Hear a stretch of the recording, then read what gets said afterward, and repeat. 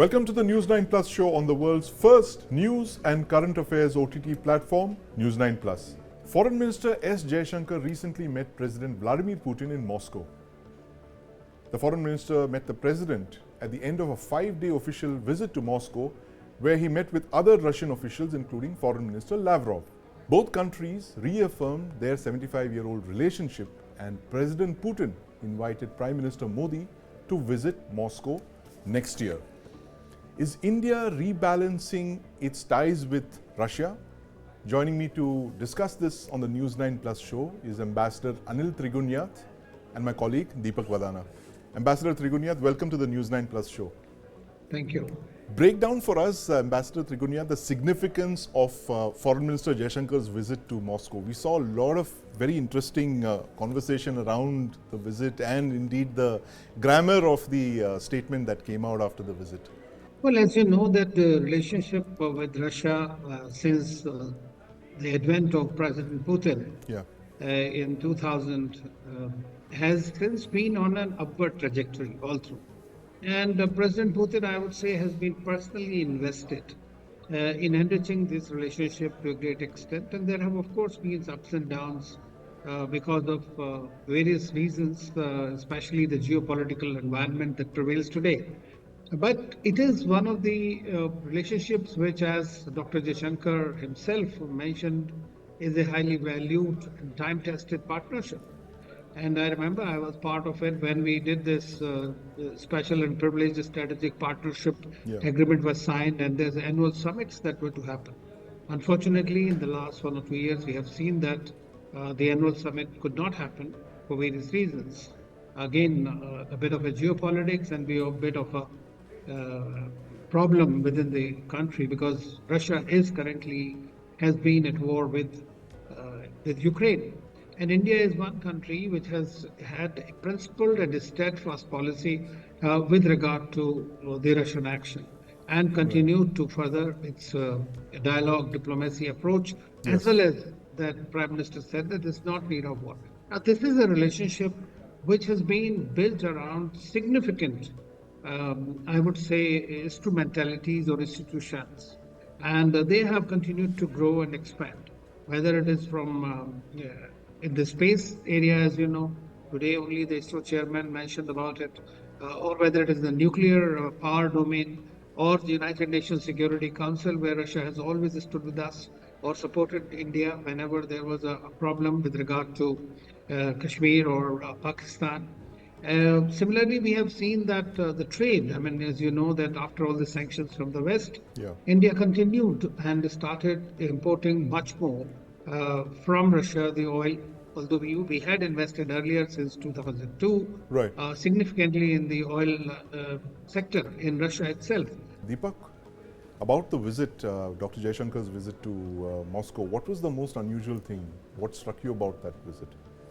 I think some of the statements that were made, jointly with the Russian Foreign Minister Sergei Lavrov and India's EM, Mr. Jaishankar, it was quite surprising to see the nature of statements that came with regard to, say, Washington's role in recent geopolitical events. The Russians, as always, were not sparing of the US. And India maintained that non-aligned, delicate balance that it always has. So that was quite surprising. But to me, the question still remains, what happens to this relationship which has survived countless travails in the last 7 decades? What happens to the relationship? In fact, Ambassador Trigunayat is back online. Ambassador Trigunayat, you were talking about the rupee-ruble trade and how the mechanisms that they're going to work out to make sure that Russia can utilize those rupees lying in their banks. That it is also providing Russia a good opportunity to invest strategically in India, in my view, till such time that the situation develops favorably for them to do some trading outside. The rupee-ruble trade is not something very new to us. It has been done during the Soviet times. It has been continued to done, but this is now because of the growing trade. Obviously, the surplus with Russia is far higher. But now we have also started exporting more to Russia. If you know, this year our trade increased by $3.3 billion, but there is no match to the rest which we are importing from them. Yes. So I believe that we'll have to find innovative ways of investing in third countries or in third place jointly or within India. The opportunity, there are trillions of dollars of opportunities available to them. There are various nuclear power plants that we are talking about. And also Russia wants India to invest more in the Far Eastern Russia. And so I think that there would be various mechanisms institutionalized as well as banking mechanisms will have to work out. At the same time, Russia is also chairing the BRICS this year. And in the BRICS, there is another thing that we are talking about is driving away from US dollar and creating their own currency. Now, there have to be some opportunities for us to do that. Yeah. Ambassador Trigunayat, now, Russia has been one of our biggest defense suppliers for over half a century now. And it remains, I think, one of the top 2 defense suppliers. Now, in recent years, I mean, because of the sanctions on Russia, Russia has had problems accessing Western technology, specifically the chips, microchips that go into weapon systems. And obviously, Chinese chips are going to be unacceptable to India in Russian equipment. How do you, maneuver around this problem of Chinese components in Russian equipment? Well, I don't really know whether the Chinese components are going to, because see, Russians are equally worried. Right. They are also worried about too much of ingress by China into the electronic warfare systems and all. Right. So I doubt very much that they will be very heavily reliant on the Chinese chip industry. They are developing their own, and India is also developing its own chip industry quite fast, I would say. Right. So once that happens, then you can always have, and right now, as you know, that there was a great big discussion between India and Russia with, I believe, with Lavrov and also in Putin, that they are going to have joint manufacturing today here.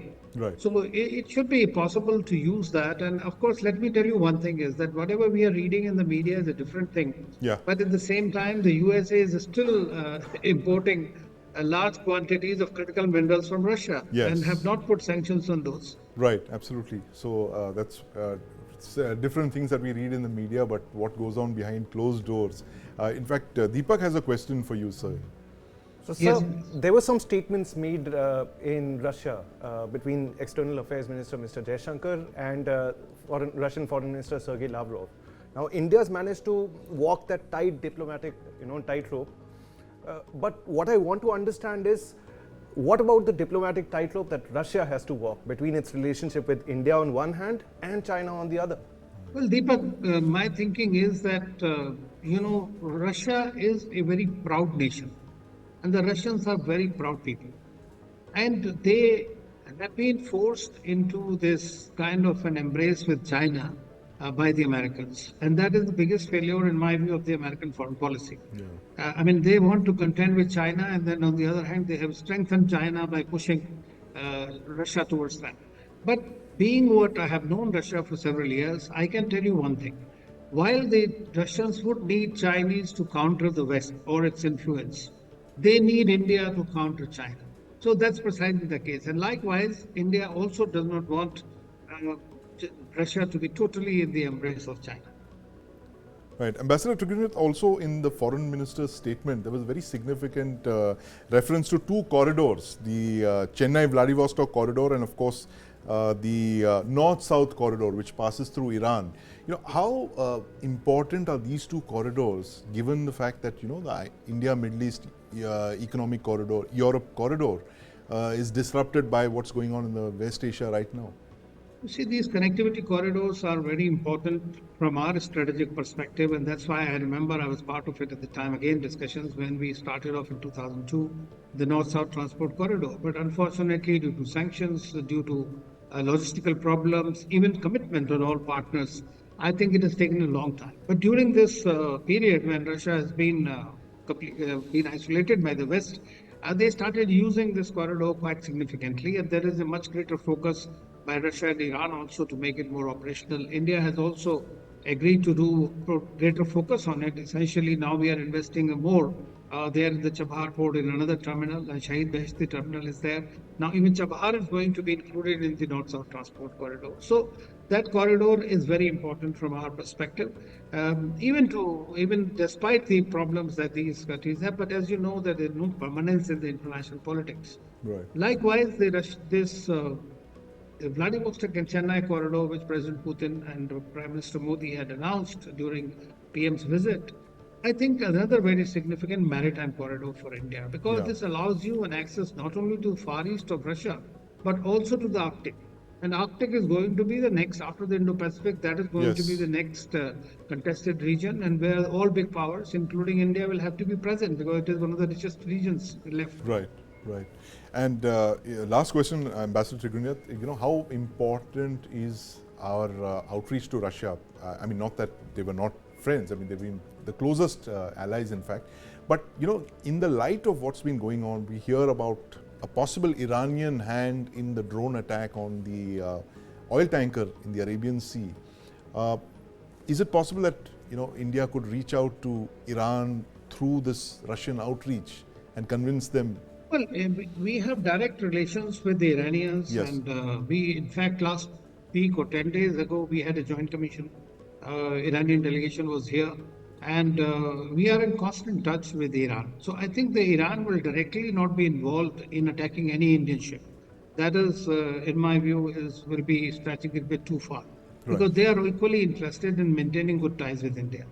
As far as Russia is concerned, obviously Russia is a major power, and they use tremendous influence on the Iranians. And I'm quite sure that this situation in the Red Sea, especially that of Houthis, would have been discussed with the Russians. Right. And do you believe a state visit by Prime Minister Modi is likely before the Lok Sabha elections next year? Well, normally it should have happened this year, as we have the annual summit thing, but this did not happen. But next year, as you know, Russia is also the chair of the BRICS, and in October there will be a Kazan summit there. So I'm sure Prime Minister Modi will look at visiting there.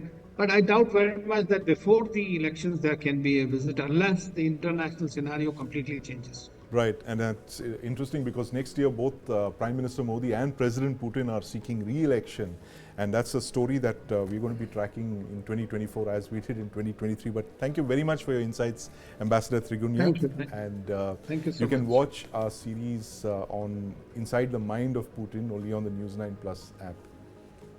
He's the most unusual candidate in the Republican presidential primaries, a 38-year-old entrepreneur who's not held public office before.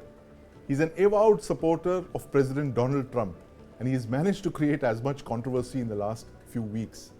Joining me to discuss Viv Ramaswamy, the outlier in the US Republican primaries, is Pramit Pal Chaudhary of the Eurasia Group. Pramit, welcome back to the News9 Plus show. Sure. Glad to be here. What do you reckon are Viv Ramaswamy's chances in the Jan 15th Iowa caucuses?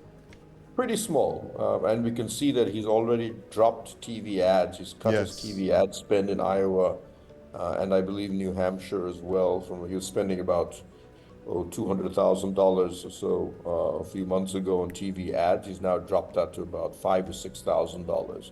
Right. That's normally a sign that he knows that he's not going to do very well. Right. So he's lowering expectations across the board that I don't expect to do well. And the polling evidence would seem to back that up. Right. He's fallen to about 5% of Republican primary voters saying that they would vote for him. Right, but he was at a high 15, I guess, a couple of weeks back, and he's what explains this alarming drop in his popularity? Well, I think the main reason is that the arrival of Trump, the fact that Trump has formally made a decision to rejoin the primary. Because as you correctly said, he in many ways, among all of the candidates, is closest to Trump in what he says and what he does. So he has positioned himself as the non-establishment person. Right. He's independently wealthy. He doesn't ask for money from anybody. He has, should we say, endorsed a lot of the more extreme right-wing conspiracy theories about the January insurrection, about immigration being about trying to push white people out of America and so on, all these illegal migrants coming from the South. and so on and so forth. But he's many ways, he was Trump light. And so when Trump was not in the game, for a Trump voter, he was the closest thing I could find to that. And that's why you said he had 15%. Trump comes in, you start to see Vivek Ramaswamy supporters basically saying, why go for this guy? I'll just go for Trump. I'll go for the main course. And joining us right now is my colleague Justin Thomas, who put the story together on Vivek Ramaswamy. Justin, there were two other candidates who were running for president in the US. One of them was Bobby Jindal several years ago, and currently there's Nikki Randhawa. Now they've both converted to Christianity. They were not Christians when they arrived in the United States. And you can argue that they probably converted for more mainstream appeal in the US. But the interesting thing about Ramaswamy is that he's not apologetic about being Hindu. And he's said that on more than one occasion. What explains this? Is it the fact that he's counting on the Indian diaspora there in the US for support? I think if you see Vivek Ramaswamy from the moment he started off with his campaign, he has been unashamed about his background, his religion. So that shows that he has cut away from the other Indian Americans. Understand, Indian Americans are a very influential group, but not in terms of electorate, but obviously in terms of money, business, that kind of thing. So Vivek Ramaswamy has been from clear started out, and he also has a strategy where he mentions very clearly that the Bible Belt that Republican Party is based on. He tells them that my faith is not so much different from your faith in terms of expecting God, in terms of what you believe in. So he has offered an alternate within that party, which has struck chord with many Christians out here in that Midwestern region of America. So he has clearly struck a chord, but obviously again his ethnic background works against him to an edge, that he understands that he is someone who can be with Trump, who can be back Trump, because he's the only candidate backing Trump, supporting Trump, whereas others are attacking him. So that line he has taken very clearly, which indicates that there's life beyond this presidential race, where he has a future in American politics, and his faith will not be a barrier for him. That's an interesting point, Justin. And Pramit, do you think that, Vivek is young, right? He's 38 years old. He's an infant compared to the other candidates in the race. Do you think he's playing for the long haul? He's like there for the, not too distant future as well, in the next couple of decades maybe. Oh yeah, I think that his plan B, if you wish, is that he become part of a future Trump presidency. That if Trump is elected, Vivek will assume that he will become a cabinet member or some sort of prominent person inside the administration. And in many ways, that continues. One of the reasons he continues to hew very closely to the Trump line. And it's also why he's retargeted a lot of his attacks. Not about Trump, who's the front runner, obviously, but against, let's say, Nikki Haley and others, because in many ways they are the rivals for exactly the same thing. Trump is so far ahead of everybody else that it is almost guaranteed he will be the Republican candidate if he decides to be so. So everybody else is really looking for what are the slots in the administration that I could potentially get. So for Ramaswamy, yes, I've got a certain profile. I've already got a certain base.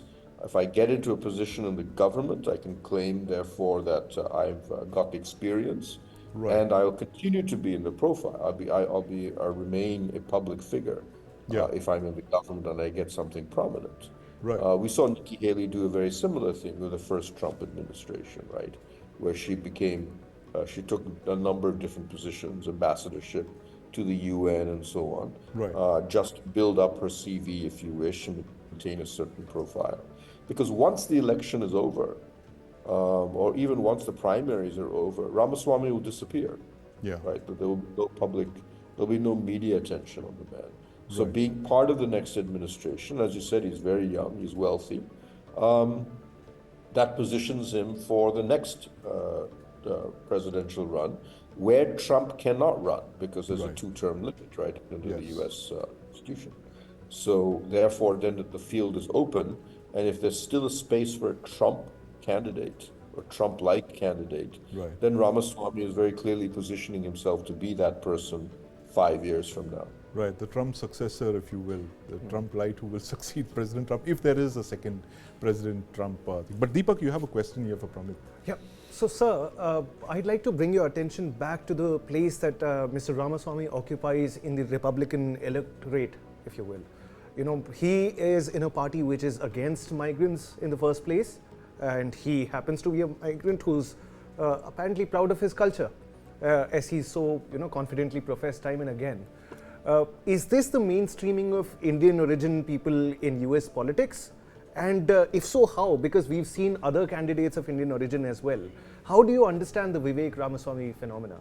It's a good question. I think what we have seen is, as has been mentioned, you've seen Nikki Haley, Bobby Jindal, Ramaswamy. Very unusual that it's such a small population, a small migrant population like the Indian Americans, have such a prominent place in the Republican Party, even though roughly 70% of Indian Americans are Democrats, tend to vote Democrat and have traditionally been Democratic supporters. I would argue that, in effect, what you're seeing is a minority space opening up in the Republican Party. Right. The Republicans can never get the Black American vote. They get a portion of the Hispanic vote, but there isn't that much space. There's no space in the Democratic Party, if you wish, for other minorities because they already dominate the minority political spectrum. So if you are an Indian American running on a reasonably conservative space, now Nikki Haley, for example, is a more traditional conservative. She's not opposed to immigrants as long as they're legal, for example. Therefore, then you have the Republicans actually then pick on somebody like this and say, look, we're accused of being racist, but it's not true because we have people of color who are supporting us. And these people of color, the ones from India,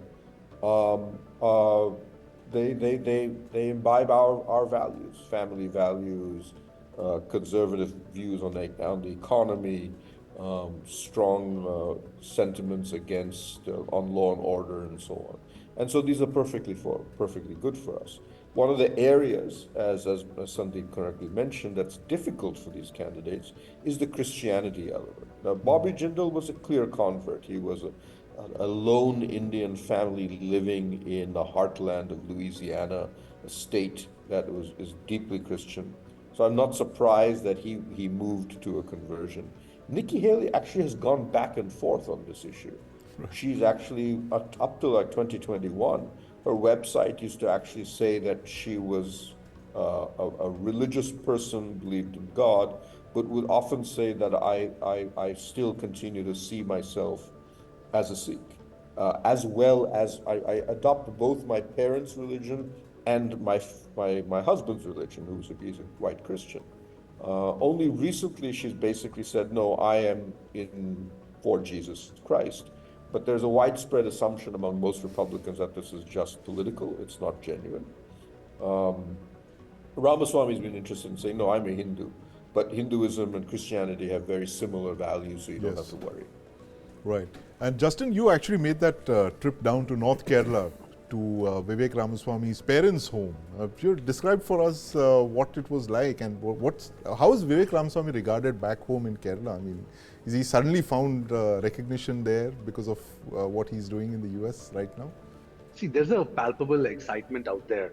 When I went there, it's a small town, and the house itself is about like 120 years between that years. So Vivek's father was born and brought up there.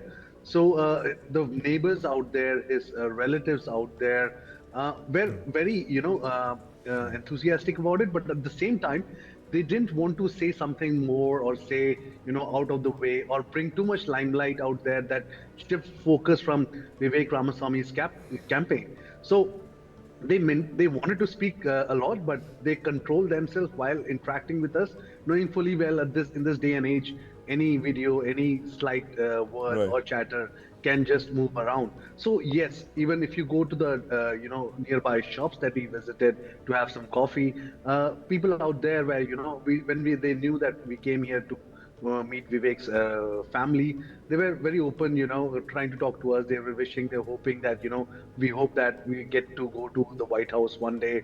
So that kind of excitement was building up among them. At the same time, they were, being guarded against, saying something openly which might harm Vivek's chances. Right, so yeah, right. it was a memorable trip for sure. Of course, and Kerala is a deeply political state. I know that you would have picked up a lot of conversation in those chai shops there, in the coffee shops, right, which are absolute dens That's of right. political debate and discussion. But Pramit, these elections, I mean, moving a little away from Vivek Ramaswamy, these elections are like the rematch that nobody really wanted to see.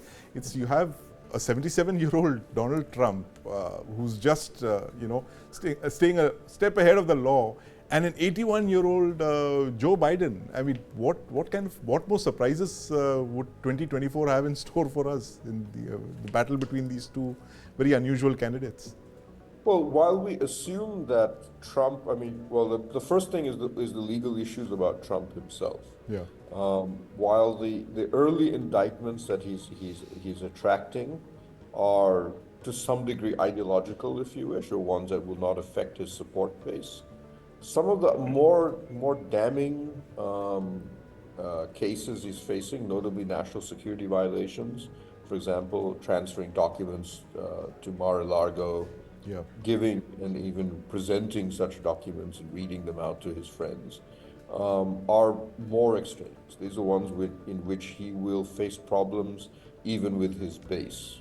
Some of the polling evidence indicates that if he's indicted for national security violations, independent voters are about 20% of the electorate, and even potentially about 10% of the Republican vote will either stay home or vote against him. Which could then make him from being a near favorite to making this a very competitive battle. While he's just one step ahead of the law, Biden looks like he's just one step ahead of his doctor, because he's really struggling at times mentally and otherwise. Right. And the U.S. election campaign is very, very strenuous. Right. Young people find it difficult to maintain the kind of tempo that a presidential campaign requires. And for Biden, this will be difficult. It'll even be difficult for Trump as well, but for Biden, definitely. The chances of him making gaffes, making errors, falling down will be dramatically higher over the next 1 year. Right. So you have a kind of a race between these two. One, as you said, the law, and the other one on the health side of things, both of which could trip swing votes in the middle, if you wish, in one direction or the other. And then you can't even rule out the possibility of one of these candidates being forced to step down along the way because of age or legal problems, in which case a third person has to jump in to take their place. Either the vice presidential candidates, in which case you could have an interesting case where both the vice presidential candidates will be of Indian origin. Yes. Kamala Harris on one side and potentially Nikki Haley and Viv Ramaswamy on the other. Right. Wow. That would be the surprise of the century if that would actually happen. And we keep tracking that story. Thank you very much, Pramit, for your insights, and Justin for that great story on Hey Ram, the story of one of the most interesting candidates in the US presidential elections, Vivek Ramaswamy. You can only watch it on the News9 Plus app. Download and watch. Now, News9 Plus has been closely tracking national security developments all through 2023. And as the year draws to a close, we've looked at some of the stories that tracked the complex and ever-changing security environment around our borders. From a revival of the Khalistan movement in Canada, to unrest in Balochistan, and of course, India's border infrastructure build-up.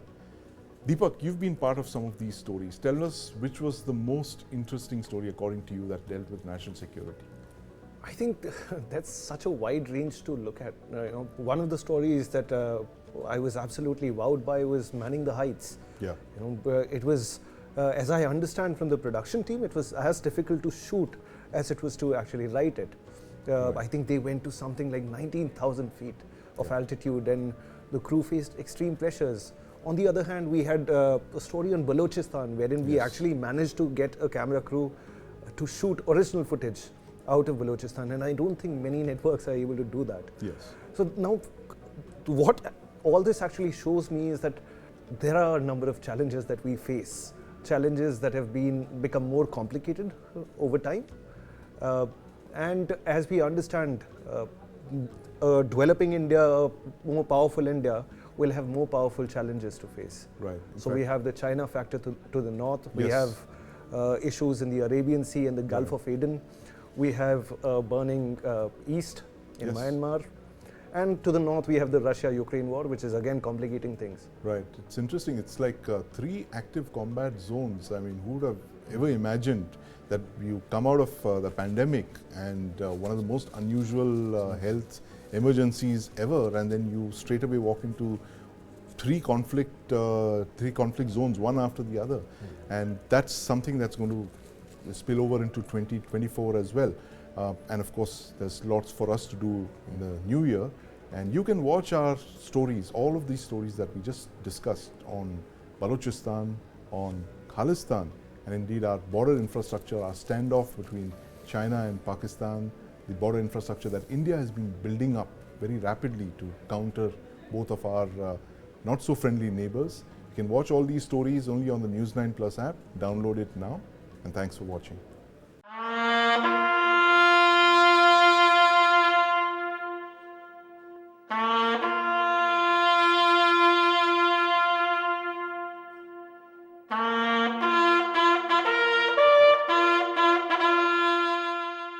On India's 77th Independence Day, an all-women unit of border roads organization led by Colonel Ponung Dobing inaugurated the world's highest motorable road.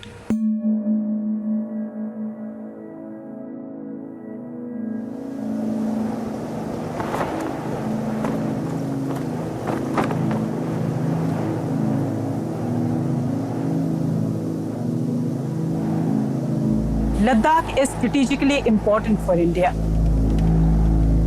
It is the only place where the Indian Army faces both its adversaries.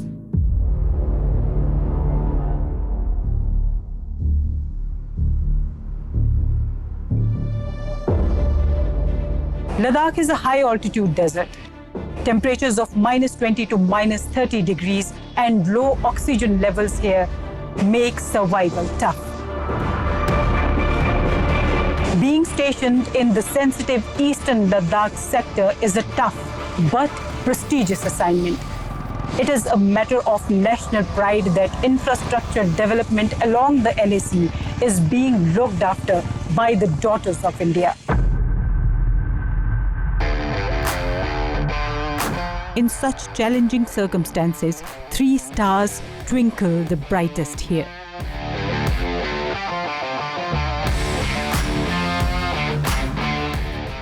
They are the women officers of the highest border roads task force in the world.